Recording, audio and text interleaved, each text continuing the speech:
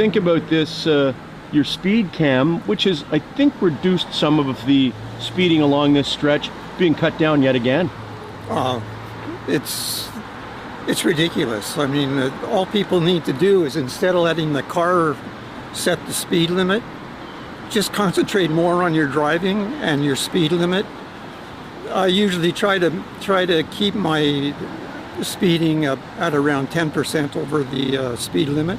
If I speed, I try to, and like, people just need to be more aware of their surroundings. Think about the speed camera being cut down yet again here, and there was one in Hyde Park that was cut down over the weekend. Yeah. What do you think about this? I think they're important, so I don't think it's a good idea that people are vandalizing them, especially on a busy road like this where there's some kids around. It makes me furious. It's enraging that somebody would do this. These cameras are deployed where they're deployed for a reason. These cameras save lives. People have died where these cameras have been put up, and the people who are cutting these down are risking other people's lives. They're ready and apparently very happy to cause another family to be devastated, to have to plan a funeral, to live in a lifelong nightmare of anguish and grief because their loved one died being hit by a speeding driver, instead of just leaving these alone. That blood will never wash off of their hands if that happens at these sites.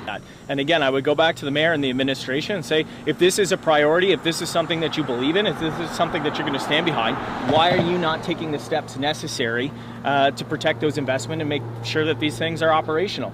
You know, the reality is it doesn't seem to be curbing speeding, because when you look at the numbers last year, when you look at the revenue that has been collected from the city, it continues to go up and up and up. So I think we need a better plan for road safeties for families in this city, because speeding continues to go up. The city continues to pocket more money, $40 million plus last year, and yet speeding is still taking place on our streets. So how is that an indictment of City Hall? Isn't that an indictment of the investigators who haven't caught somebody doing something like this?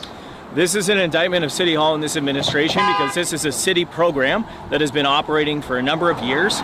This continues to be a problem. Parkside Drive, I believe it's the 7th time that speed camera has been cut down, and the measures haven't been taken. The response hasn't been put in place to prevent that from happening. There are things, if you want the program to continue, that the city ought to be doing to reinforce the cameras, to make sure that they are not susceptible to a sawzall with the battery pack and, you know, ending up on the ground every time they're reinstalled. And we haven't seen that type of action.